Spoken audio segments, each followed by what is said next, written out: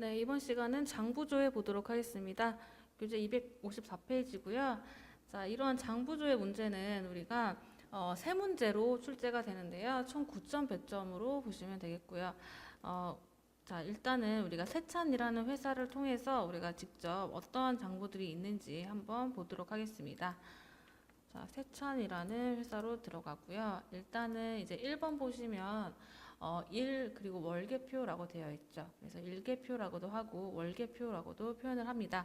그래서 요거는 우리가 말 그대로 일단위나 또는 월 단위로 해서 어떤 거래들이 있는지를 조회를 할 수 있는 그러한 장부라고 보시면 되겠죠. 그래서 자, 일계표부터 보면 우리가 일계표나 월계표는 어디서 보냐면 자, 우리가 조회 문제는 보통 여기 장부 관리 있죠.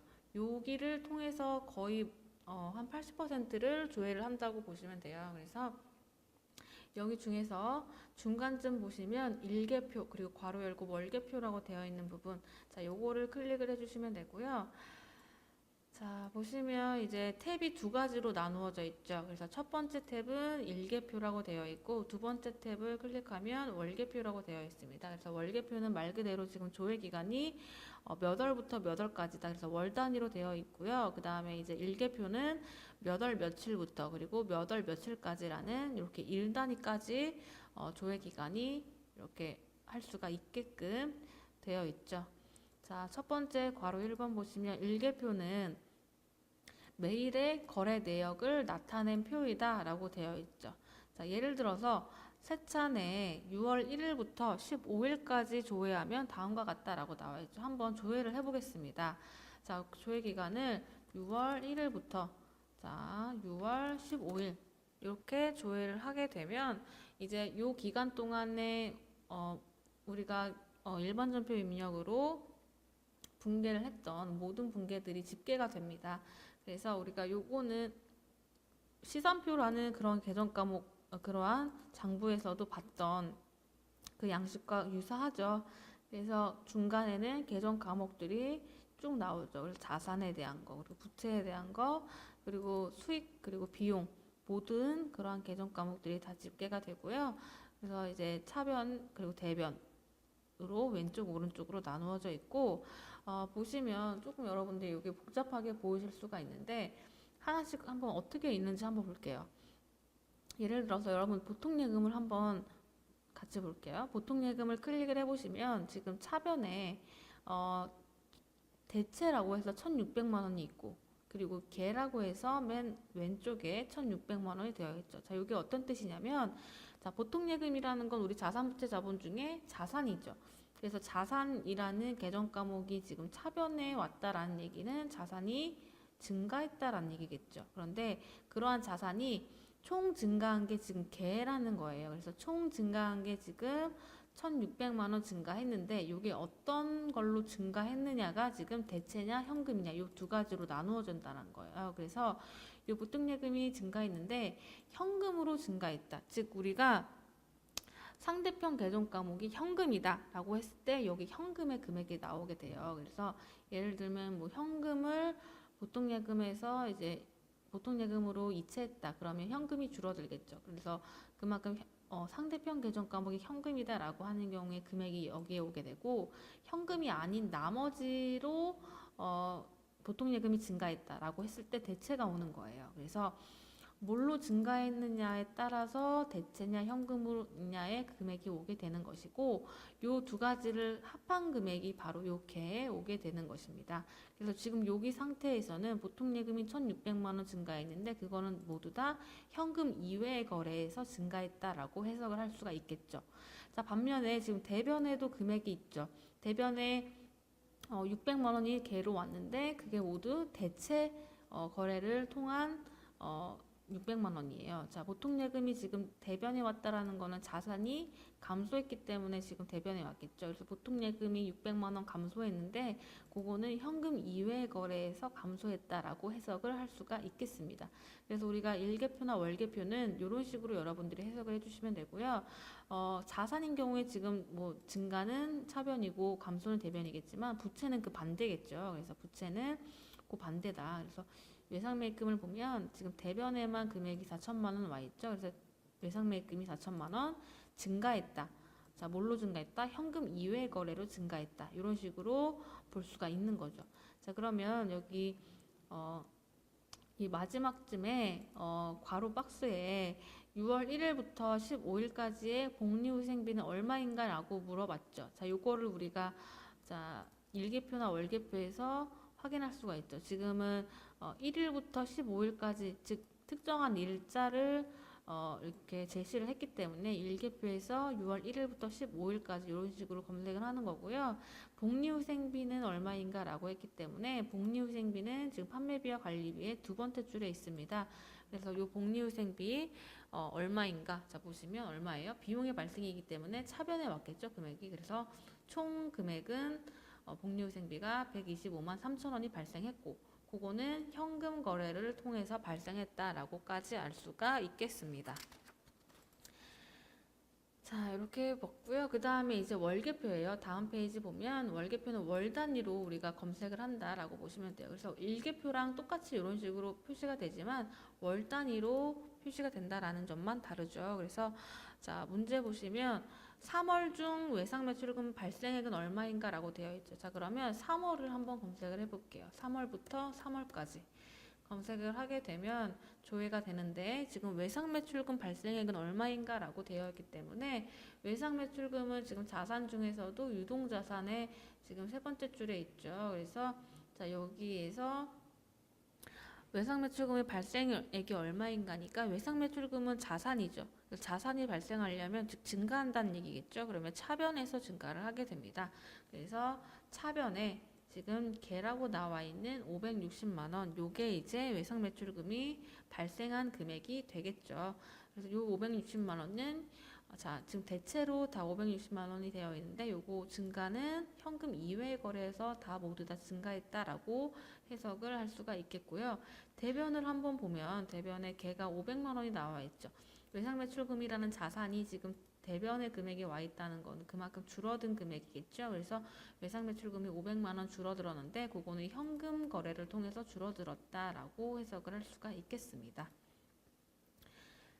자, 그 다음 2번 보시면 합계잔액 시산표라는 장부가 나와 있죠. 자, 우리 요거에 대해서는 결산할 때 자주 봤었죠.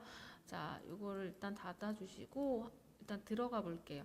결산할 때 우리가 합계잔액 시산표, 즉 결산 및 재무제표에서 첫 번째 줄에 있는 메뉴, 자, 요거를 통해서 지금 현재 뭐 대손충당금 잔액이 얼마인지 뭐 그런 것들을 확인을 했었는데요. 자, 요거는 지금 가장 유용하게 쓰이는 표예요. 왜냐하면 합계잔액 시산표는 모든 계정 과목들이 다 집계가 되기 때문에 이것만 보더라도 한눈에 다 알 수가 있겠죠. 그래서 가장 유용한 표고요. 자, 합계잔액 시산표는 재무제표의 기본 자료예요. 그래서 요거를 통해서 우리가 정확하게 제대로 분계가 됐는지 뭐 차변 대변 틀린 것이 없는지 그거를 확인하기 위한 그러한 목적으로 보는 표고요.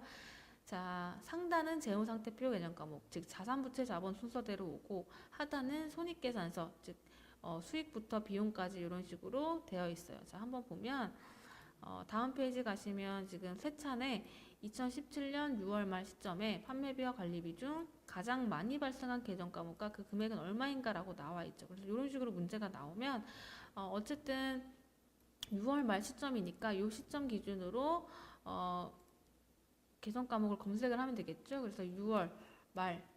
자, 여러분들이 6월 말이라고 하면 6월 30일인지 6월 31일인지 헷갈려 하시는 분들도 계실 거예요. 그런데 이러한 시산표나 뭐 우리가 이렇게 기간을 검색할 때 월만 일단 월만 6월로 치고 나서 그 다음에 일은 안 치고 그냥 엔터만 치더라도 자동으로 말일 기준으로 조회가 됩니다.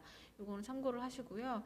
그래서 6월만 치면 6월 말일로 자동으로 조회가 되고 이 상태에서 쭉 보시면 이제 아까 전에 말씀드렸다시피 자산부터 해가지고 유동자산 그리고 유동부채 이런 식으로 자산과 부채 그리고 자본이 나오고 그 다음에 이제 매출이라는 손익계산서 계정 즉 수익과 비용이 이런 순서대로 나오게 되는 것이죠.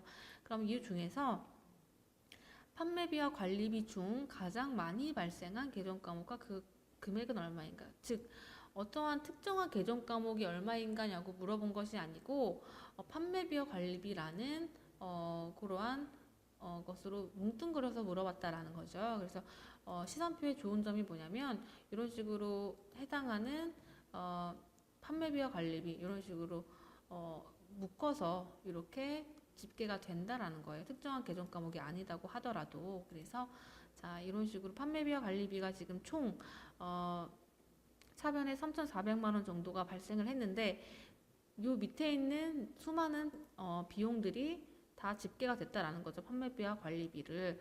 그래서 여기 중에서 가장 많이 발생한 거를 보면 돼요. 지금 보시면 급여라고 되어 있고 지금 차변에 가장 왼쪽에 잔액 그리고 두 번째 합계 이런 식으로 지금 표시가 되잖아요. 이게 어떤 뜻이냐면 이 비용 같은 경우에 발생할 때 차변에서 발생하죠. 그래서 발생했을 때 총 발생한 합계가 요 합계로 나오게 되는 것이고 만약에 비용을 감소시켰다 그러면은 대변의 감소 금액이 나오게 될 거예요. 그래서 그 대변의 감소 금액이 나오면 합계라는 요 칸에 대변 금액이 감소가 되겠죠. 그래서 총 증가한 거 마이너스 총 감소한 거 뺀 게 차변의 잔액으로 표시가 됩니다. 그래서 지금 같은 경우에는 감소된 비용이 전혀 없기 때문에 자 전부 다 차변의 잔액과 합계가 같은 금액이 되어 있는 상태예요. 그래서 여러분들이 결과적으로 지금 현재 얼마가 있느냐를 보기 위해서 즉 뺄 거 빼고 더할 거 더해서 지금 현재 얼마 있느냐고 보기 위해서는 잔액 부분을 보시면 됩니다. 그래서 잔액 부분을 보면 급여가 가장 큰 금액이 되어 있는 금액이겠죠. 그래서 가장 많은 금액, 많이 발생한 판매비와 관리비 계정 과목은 급여고 그 금액은 1,700만 원이 되겠습니다. 자, 됐고요. 그 다음에 이제 거래처 원장을 보도록 하겠습니다. 자, 일단 시산표는 닫아주시고, 자, 이렇게 우리가 시산표는 이런 식으로 뭐 해당하는 각각의 계정 과목도 볼 수가 있겠지만, 이렇게 우리가 묶어서 뭐 당좌 자산이 얼마인지, 그리고 재고 자산이 얼마인지, 그래서 각각 계정 과목을 그 계열별로 묶은 그 합계까지 볼 수가 있다는 장점이 있겠습니다. 자, 거래처 원장을 볼게요. 거래처 원장은 말 그대로 거래처별로 계정 과목을 보여주는 거예요. 그래서 우리가 예를 들어서 뭐 외상매입금이 있는데 그런 외상매입금은 수많은 거래처들로 우리가 구성이 되어 있다라는 거죠. 그래서 예를 들어 외상매출금이 우리 지금 뭐 1억 원이 있는데 그 중에서 뭐 어떤 거래처에 얼마, 또 어떤 거래처에 얼마 이런 식으로 거래처별로 우리가 잔액을 보기 위해서 보는 계정 과목, 보는 장부가 거래처 원장이고요. 거래처 원장은 장부 관리 중에서 첫 번째 메뉴에 나와 있습니다. 그래서 첫 번째 메뉴 들어가 보시면 거래처 원장이라고 해서 이렇게 장부가 보이시죠? 자, 탭이 총 4가지로 구성이 되어 있습니다. 그래서 잔액, 그리고 내용, 총괄 잔액, 총괄 내용 이런 식으로 나와 있는데 우리는 그냥 기본적으로 잔액 이 부분만 거의 대부분 이용을 하면 돼요. 자, 그러면 한번 하나하나씩 보도록 할게요. 자, 동그라미 2번 보시면 거래처 원장을 클릭하면 좌측 상단에 잔액 내용이라는 탭이 있다. 자, 우리가 지금 방금 봤던 요 탭이죠. 잔액 내용, 요 탭이죠. 자, 전산회계 1급 시험에서 자, 지금 우리는 2급이죠. 그렇기 때문에 우리는 거의 보통 잔액만 보면 된다라고까지만 여러분들이 봐주시면 되고요. 그 다음에 이제 동그라미 3번 보면 잔액에 커서를 놓고 조회 후 특정 거래처의 내용을 원할 경우 자, 내용을 원하면 더블 클릭을 해요. 어쨌든 이 잔액에서 더블 클릭을 하면 내용으로 들어가십니다. 조금 더 자세한 그런 걸 보고 싶다 그러면 더블 클릭을 하면 된다 라고까지만 여러분들이 보고 계시면 되고요. 그 다음에 이제 동그라미 3번 보면 이제 거래처별로 외상매출금 잔액을 조회하려면 잔액을 누르래요. 자, 이렇게 보기보다는 우리가 바로 문제를 풀면서 한번 보도록 할게요. 다음 페이지 보시면 결산일 세찬에 외상매출금 잔액이 가장 큰 거래처 코드는 무엇인가 라고 되어 있죠. 자, 이걸 한번 볼게요. 일단 결산일 시점이기 때문에 자, 날짜는 뭘로 해야 돼요? 날짜는 결산일 시점이기 때문에 1월 1일부터 1월 1일부터 12월 31일까지 모든 전체 기간을 조회를 해야 됩니다. 그래서 1월 그리고 엔터 치면 자동으로 초일이 즉 1일이 자동으로 입력되고요.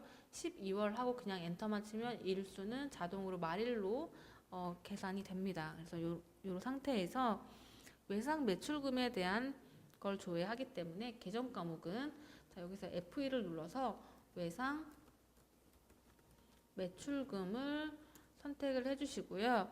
거래처는 모든 거래처를 지금 우리가 조회를 하는 거잖아요. 그래서 그냥 엔터 치시면 가장 처음 거래처부터 가장 나중 거래처까지 모든 거래처가 조회가 됩니다.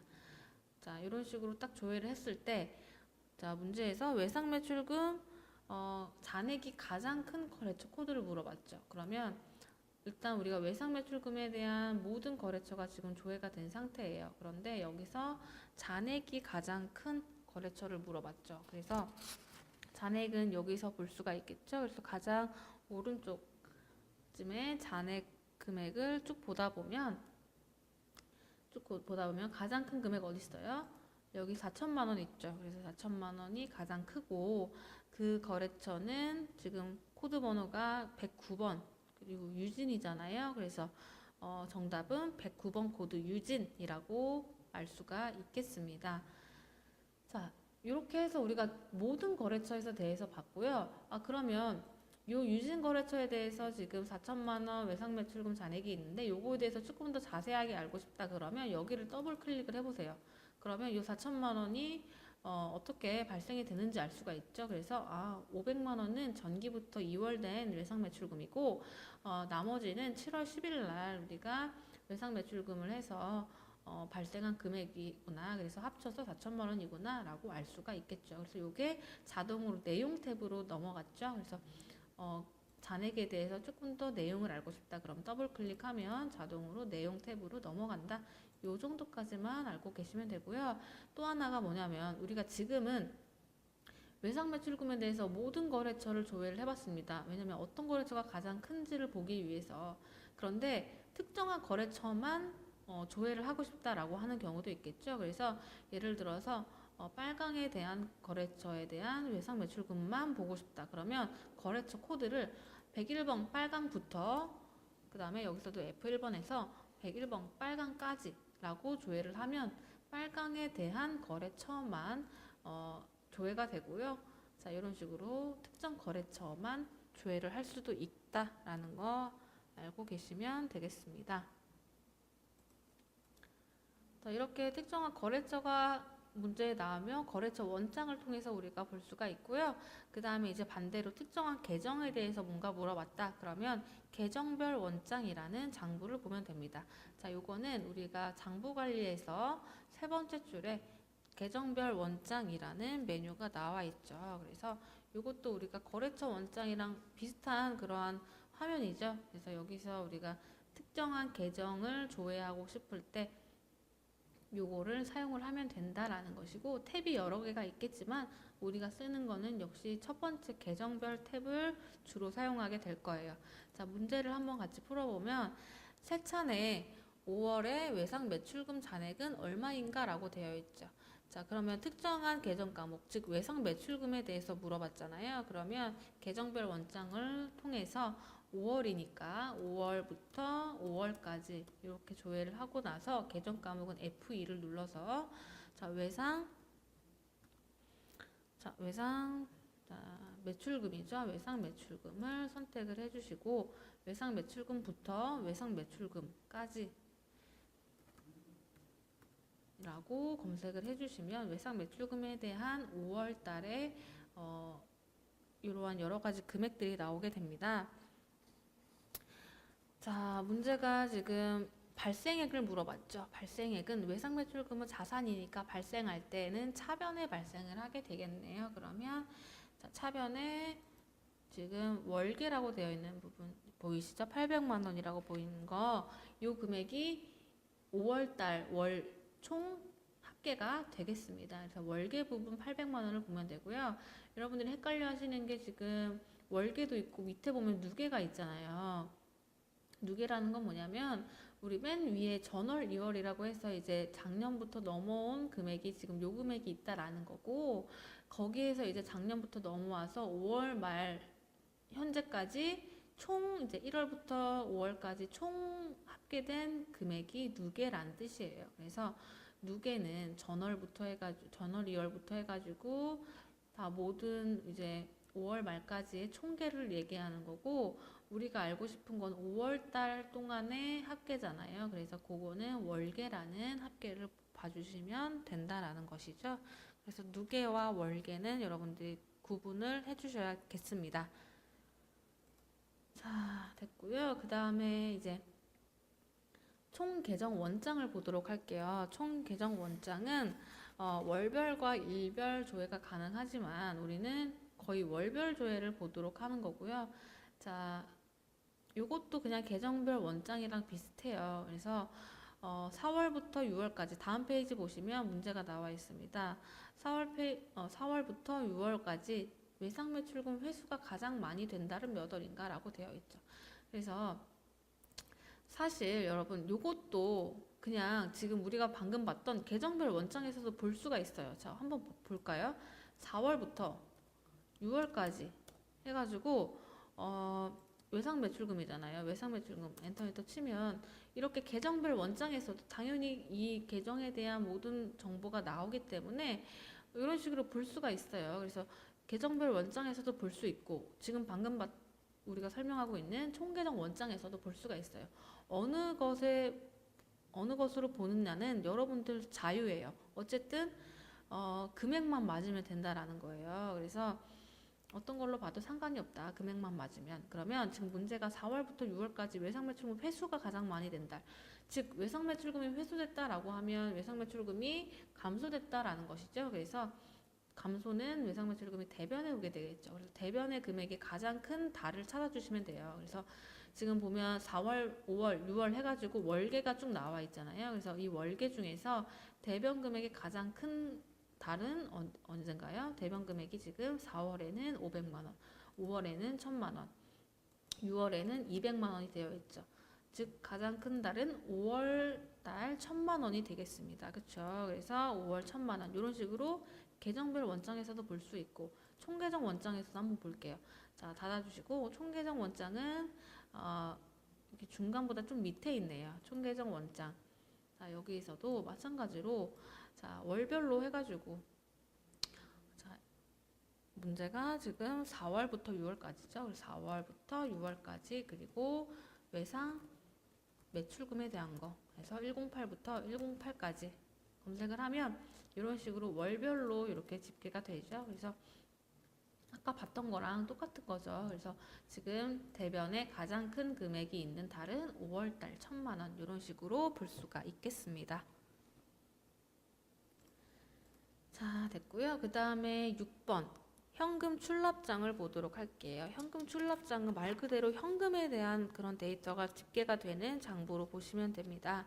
그래서 현금에 대한 모든 정보를 알 수 있는 거고, 자, 요거를 한번 들어가 볼게요. 장부 관리 중에서 현금 출납장. 자, 여기 네 번째 줄에 있는 메뉴가 되겠고요. 자, 요것도 탭이 여러 가지가 있지만 우리는 요 전체 요 탭만 이용해도 충분히 문제를 풀 수가 있습니다. 자, 그러면 문제를 한번 보도록 할게요. 자, 세 차례 1월부터 5월까지의 현금 지출액은 얼마인가 라고 되어 있죠. 그러면 자, 기간으로 1월부터 1 치고 엔터 치면 바로 1월 1일이 입력이 되고요. 그 다음에 5 치고 그냥 엔터 치면 5월 말일이 자동으로 입력이 되죠. 자, 이렇게 해서 1월부터 5월까지로 조회를 해봤고요. 자, 여기서 현금 지출액이 얼마인가 라고 했죠. 그래서 1월부터 5월까지 총 현금 지출액을 물어봤어요.